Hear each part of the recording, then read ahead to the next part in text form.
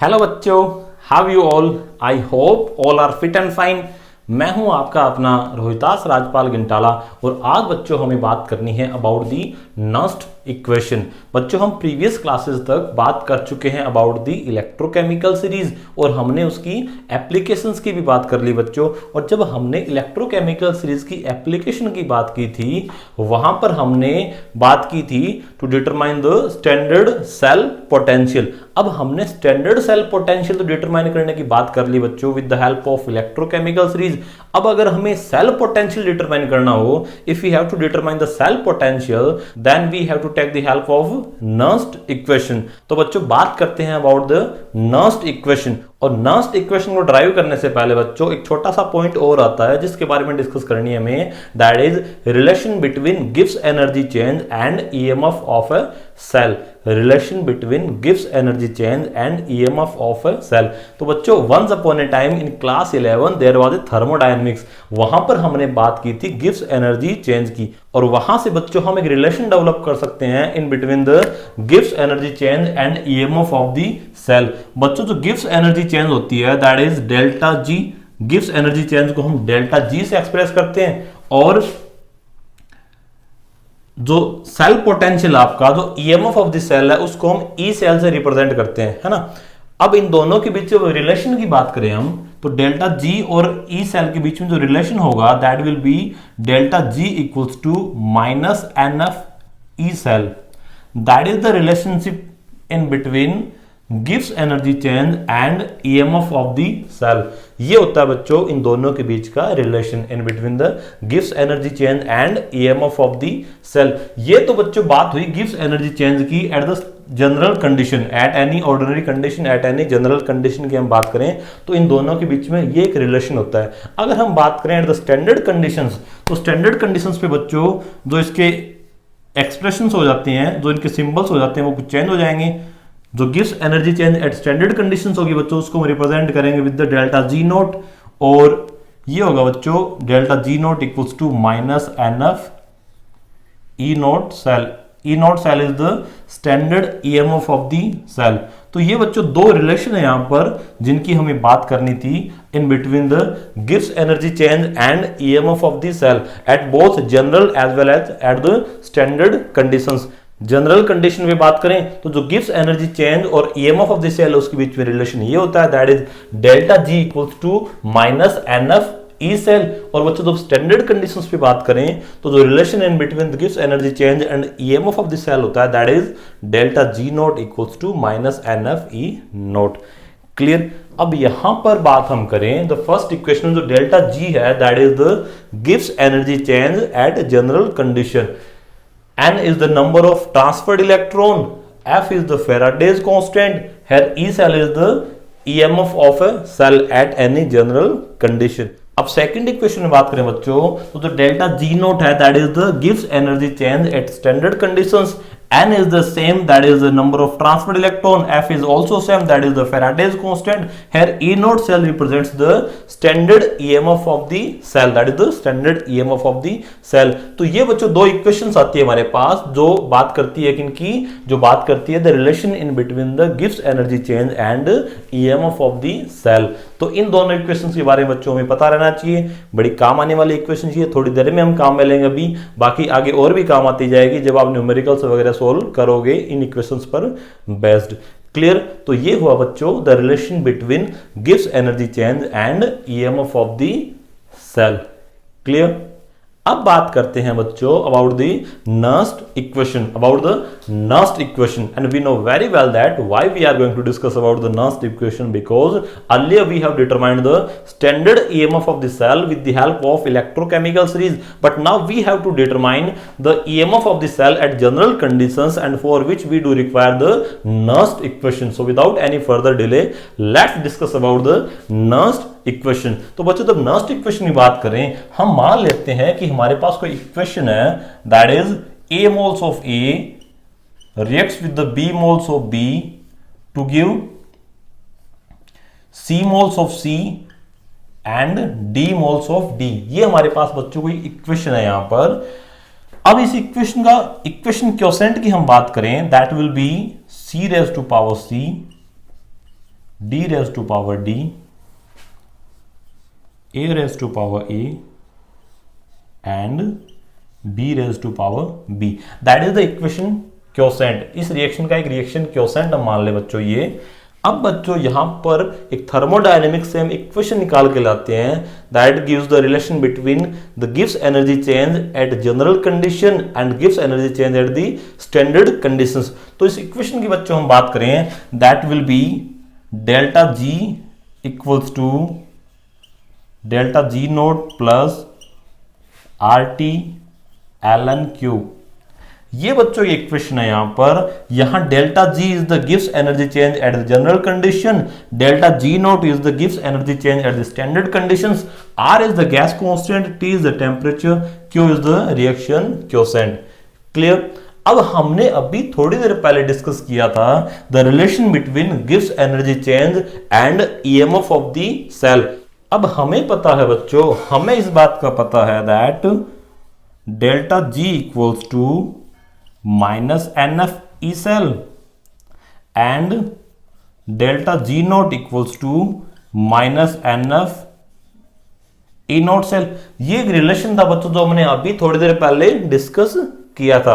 अब ये दोनों वैल्यूज बच्चों इस इक्वेशन में यदि हम पुट करते हैं, on putting these values into this equation we got the equation as, तो डेल्टा जी इक्वल्स टू क्या रख देंगे बच्चों, हम रख देंगे minus N F E cell equals to delta G naught की जगह हम क्या रख देंगे minus N F E note cell plus R T L N cube.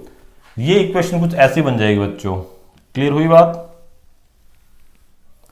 अब यहां पर इस इक्वेशन को बच्चों हम माइनस एन एफ से यदि डिवाइड करते हैं, on dividing this equation by minus N F we got, minus N F से डिवाइड करें बच्चों पूरी इक्वेशन को तो हमें इक्वेशन कुछ ऐसी मिल जाएगी that E cell equals to E note cell minus R T upon N F L N cube.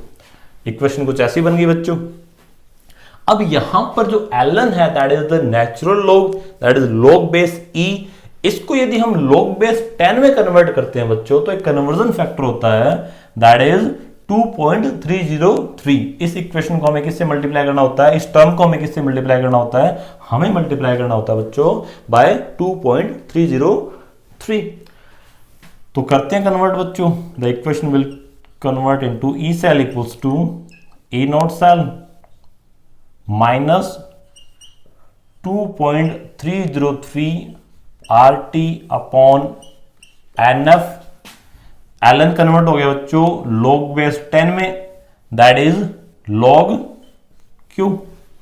अब यहां पर R गैस कांस्टेंट है बच्चों, T is the temperature, F is the Faraday's constant. इन तीनों की वैल्यू पुट करते हैं बच्चों. R गैस कांस्टेंट की वैल्यू पुट करें हम, T जो टेम्परेचर उसको हम 298 केल्विन पुट करते हैं. यहां पर 298 केल्विन पे यदि हम बात कर रहे हैं यहां पर, F is the Faraday's constant that is 96500 coulomb. इन तीनों की वैल्यू जब हम पुट करते हैं बच्चों तो हमारी इक्वेशन कुछ ऐसी बनती है that is E cell equals to E naught cell minus, इन तीनों की वैल्यू पुट करने पर जो वैल्यू आएगी बच्चों दैट विल बी 0.0591. एन की वैल्यू हमने पुट की नहीं है यहां पर, एन एज इट इज रह जाएगा. That will B log. And Q क्या है बच्चों, हमें पता है Q इज द रिएक्शन क्योसेंट. ये इसकी वैल्यू ये है बच्चों, तो ये वैल्यू पुट कर दें यहां पर that is C raise to power C, D raise to power D, A raise to power A, B raise to power B. ये आपकी फाइनल इक्वेशन आ गई बच्चों. That is the final equation. और यही है आपकी Nernst equation, that is the Nernst equation. एक बार ब्रीफली इसको देख लेते हैं बच्चों. That is if A moles of A and B moles of B gives rise to C moles of C and D moles of D, in that situation the reaction quotient will be C raised to power C, D raised to power D, A raised to power A, B raised to power B. यहां पर हमने एक reaction quotient यहां से निकाल लिया. अब हमने थर्मोडायनेमिक्स से एक इक्वेशन निकाल के लाए हैं हम, that is delta G equals to delta G naught plus RT ln Q. अब हमने थोड़ी देर पहले गिव्स एनर्जी चेंज और ईएमएफ ऑफ द सेल के बीच में रिलेशन डेवलप किया था, तो वहां से ये रिलेशन डेवलप हमने कुछ ये किए थे, that is delta G equals to minus N F E and delta G naught equals to minus N F E naught. ये दोनों वैल्यू जब हम पुट करते हैं बच्चों तो इक्वेशन कुछ ये मिल जाएगी आपको, that is minus N F E cell equals to minus N F E note cell plus R T L N Q. यहां पर इस इक्वेशन को बच्चों हमने माइनस एन एफ से डिवाइड किया तो इक्वेशन कुछ ऐसी बन गई, that is E cell equals to E note cell minus R T upon N F L N Q. यहां पर हमने ln that is the log base e, इसको हमने कन्वर्ट कर दिया log बेस 10 में, तो जो कन्वर्जन फैक्टर होता है दैट इज 2.303, उस फैक्टर से हमने इसको मल्टीप्लाई कर दिया तो इक्वेशन कुछ ये बन गई। अब यहां पर हमने r gas constant, T temperature that is 298 kelvin, F is the Faraday's constant that is 96500 coulomb की वैल्यू जब हमने पुट की तो जो मैथमेटिकल वैल्यू आई वो आई बच्चों 0.0591 और हमने Q की वैल्यू भी यहां पर पुट कर दी तो ये हमारे पास क्या आ गई, एक फाइनल इक्वेशन आ गई जिसको हम क्या बोल देते हैं, जिसको हम बोल देते हैं nursed equation, that is the Nernst equation. Clear. अब बच्चों यदि हमें नर्स्ड इक्वेशन को अप्लाई करना हो किसी भी सेल पर यदि हमें नर्स्ड इक्वेशन को अप्लाई करना हो बच्चों तो किस तरह से अप्लाई करेंगे हम, इसकी हम बात करते हैं बच्चों। यदि किसी भी सेल पर इसको अप्लाई करना हो तो हमें उस सेल की सेल रिएक्शन पता होनी चाहिए। हमें उस सेल की क्या पता होनी चाहिए, हमें उस सेल की नेट सेल रिएक्शन पता होनी चाहिए, कुछ इस तरह से। तो बच्चों यदि हम बात करें for an example Daniell cell पे हम एज एन एग्जांपल इसको अप्लाई करते हैं बच्चों, तो हमें पता है कि डेनियल सेल की जो नेट सेल रिएक्शन है, the net cell reaction for the Daniell cell is the zinc plus copper ion gives to zinc 2 positive and copper, that is the net cell reaction for the Daniell cell। अब बच्चों हमें इस पे nursed equation apply करना हो या फिर हम यूं बात करें कि जो डेनियल सेल है उसकी जो नर्स्ड इक्वेशन बनेगी वो किस तरह से बनेगी, तो हम बात करते हैं बच्चों the Nernst equation for the Daniell cell will be, that will be E cell equals to E naught cell minus 0.0591 upon n, that is the number of transferred electron. और जो डेनियल सेल है बच्चों उसकी cell reaction में जो number of transferred electrons है उसकी value है 2 because zinc is losing 2 electrons whereas at the same time copper ions are accepting 2 electrons. तो यहां पर जो नंबर ऑफ ट्रांसफर्ड इलेक्ट्रॉन है बच्चों उनकी वैल्यू कितनी होगी, दैट इज 2 लॉग। अब यहां पर बच्चों C raise to power C D raise to power D यानी प्रोडक्ट्स साइड की बातें हो रही है, यानी राइट हैंड साइड की बातें हो रही है। तो राइट हैंड साइड हमारे पास है बच्चों zinc ion and copper. So the activity of zinc 2 positive and copper, जो स्क्वायर ब्रैकेट हम यूज कर रहे हैं बच्चों, स्क्वायर ब्रैकेट रिप्रेजेंट करता है आपका एक्टिविटी को, square bracket represents the activity. हालांकि इन जनरल हम इसको कंसंट्रेशन बोलते रहते हैं, बट हमें ध्यान रखना है कि एक्चुअल में जो स्क्वायर ब्रैकेट है ये रिप्रेजेंट करता है आपका एक्टिविटी को। इन जनरल हम क्या बोल देते हैं, इन जनरल हम कंसंट्रेशन बोलते रहते हैं, है ना। तो that is the activity of zinc ion and that is the activity of copper divided by A and B, that is the reactant or we can say the left hand side। और यहां पर बच्चों हमारे पास है zinc and copper ions, here we have the copper ions and zinc। clear? So that is the nernst equation for the Daniell cell। अब बच्चों इस equation में बात करें हम तो यहां पर एक्टिविटी ऑफ जिंक आयन है, यहां पर एक्टिविटी ऑफ कॉपर है, यहां एक्टिविटी ऑफ कॉपर आयन है, यहां पर एक्टिविटी ऑफ जिंक है।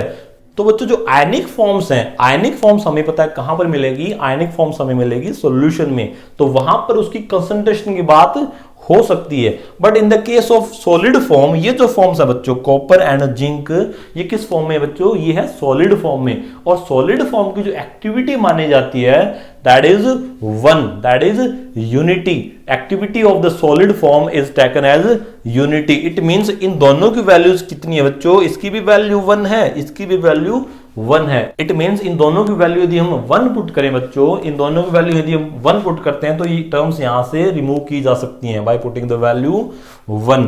तो जो फाइनल इक्वेशन बनेगी बच्चों, फाइनल इक्वेशन कुछ इस तरह से बन जाएगी कि इन दोनों की वैल्यू यदि हम 1 पुट करें तो we can remove these terms after putting the value 1। So the final equation will be like that. तो फाइनल इक्वेशन बच्चों कुछ ये मिल जाएगी आपको, that is the final Nernst equation for the Daniell cell. ये होगी बच्चों आपकी the Nernst equation for the Daniell cell. तो कुछ इस तरह से बच्चों हम नस्ट इक्वेशन अप्लाई कर सकते हैं किसी भी सेल पर। We should know about the net cell reaction for that particular cell. हमें उस सेल की नेट सेल रिएक्शन पता होनी चाहिए बच्चों। We can easily apply the Nernst equation for that particular cell. तो ये हुई बच्चों बात the Nernst equation and its application to the chemical cells. The Nernst equation and its application to the chemical cells. Clear. अब हमें बात करनी है बच्चों about the equilibrium constant from the Nernst equation. हमें डिटरमाइन करना है बच्चों equilibrium constant with the help of the Nernst equation. तो बच्चों हमने अभी अभी थोड़ी देर पहले नस्ट इक्वेशन ड्राइव की थी। हमें उसी नस्ट इक्वेशन की हेल्प से अब हमें क्या डिटरमाइन करना है, अब हमें डिटरमाइन करना है द इक्विलिब्रियम कांस्टेंट। एंड हमें पता है बच्चों कि इक्विलिब्रियम कांस्टेंट तभी मिलेगा जब कोई इक्वेशन में, जब कोई रिएक्शन में हमें क्या मिल रहा होगा, जब हमें कोई रिएक्शन में इक्विलिब्रियम मिल रहा होगा। हम मान के चलें कि हमारे पास कोई इक्वेशन है that is A moles of A reacts with the B moles of B in equilibrium with the C moles of C and D moles of D। और हम मान लें इसका जो इक्विलिब्रियम कांस्टेंट है that is K, that will B C raised to power C, D raised to power D upon A raised to power A and B raised to power B। That is the equilibrium constant for that particular equilibrium, for that particular reaction। अब ये बच्चों इसका equilibrium constant है। अब यहां पर इसी के लिए यदि हम नस्ट इक्वेशन की बात करें बच्चों तो हमें पता है कि इसकी जो नस्ट इक्वेशन होगी that will be E cell equals to E naught cell minus 0.0591 upon N log. अब ये इक्विलिब्रियम है बच्चों, तो यहां पर हम रिएक्शन कोएफिशिएंट क्या ले सकते हैं, हम यहां पर ले सकते हैं equilibrium constant, that is the equilibrium constant. So for that particular reaction the Nernst equation will be written as E cell equals to E naught cell minus 0.0591 upon n log K। अब हमें पता है बच्चों that at equilibrium the value of EMF of the cell that is E cell equals to 0.00 volt. जो equilibrium की condition होती है बच्चों वहां पर जो EMF ऑफ द सेल होता है उसकी वैल्यू कितनी होती है, उसकी वैल्यू होती है 0.00 वोल्ट। अब हम ई सेल की जीरो वैल्यू पुट करते हैं, यहां पर ई सेल की जो वैल्यू है दैट इज 0.00 वोल्ट। ये बच्चों इस इक्वेशन में पुट करें तो इक्वेशन कुछ ऐसी बन जाएगी that is 0.00 equals to E naught cell minus 0.0591 upon N log की। ये इक्वेशन कुछ ऐसी मिल जाएगी बच्चों आपको। क्लियर। अब इस इक्वेशन को फर्दर प्रोसीड करें हम तो ये वैल्यू 0 है बच्चों, तो E naught cell equals to क्या हो जाएगा, E naught cell equals to 0.0591 upon N log के। क्लियर। ये हो गया बच्चों ई नॉट सेल की वैल्यू। अब यहां से हम लॉग के की वैल्यू निकाल सकते हैं, लॉग के equals to E naught cell into N upon 0.0591। ये हुई बच्चों बात किसकी, लॉग के की। अब यहां से यदि हम k की वैल्यू फाइंड आउट करनी है बच्चों, यहां से यदि हमें k की वैल्यू फाइंड आउट करनी है दैट इज इक्विलिब्रियम कांस्टेंट, तो ये हो जाएगा बच्चों k equals to antilog E nought cell into N upon 0.0591। That is the value of equilibrium constant. ये हमने ड्राइव कर लिया बच्चों, कहां से, ये हमने ड्राइव की from the Nernst equation. So that is the formula for the equilibrium constant. एक बार इसकी हल्की सी ब्रीफिंग कर लेते हैं बच्चों। दैट इज हमें पता है कि कोई इक्विलिब्रियम सिस्टम है तो उसका जो इक्विलिब्रियम कांस्टेंट होगा उसकी वैल्यू कुछ इस तरह से हम डिटरमाइन कर सकते हैं, और उसी रिएक्शन के लिए जो नस्ट इक्वेशन है वो कुछ इस तरह से हम राइट डाउन कर सकते हैं। अब हमें पता है कि at equilibrium the value for the EMF of the cell is 0.0 volt. तो यहां पर इस इक्वेशन में बच्चों ई सेल की वैल्यू जब हम पुट करते हैं दैट इज 0.00 वोल्ट, तो इक्वेशन कुछ ऐसी बन जाएगी। और यहां से बच्चों हम ई नोट सेल की वैल्यू पुट करेंगे तो ये कुछ ये आ जाएगी, that is E note cell equals to 0.0591 upon n into log of k। और यहां से बच्चों हमने log k की वैल्यू निकाली जो ये आई, और यहां से log k से बच्चों जब हम k की वैल्यू फाइंड आउट करेंगे तो हमें पता जो राइट हैंड साइड में टर्म है उसकी हमें एंटीलॉग वैल्यू फाइंड आउट करनी पड़ेगी। So the final formula is k equals to antilog of that term. ये हो गया बच्चों इक्विलिब्रियम कांस्टेंट का फॉर्मूला जो हमने ड्राइव किया किससे, जो हमने ड्राइव किया from the Nernst equation. So that's about the equilibrium constant from the Nernst equation। तो ये हुई बच्चों आज की क्लास। आज की इस क्लास में हमने डिस्कस की तीन बातें। सबसे पहले हमने बात की the relation between the Gibbs energy change and EMF of the cell.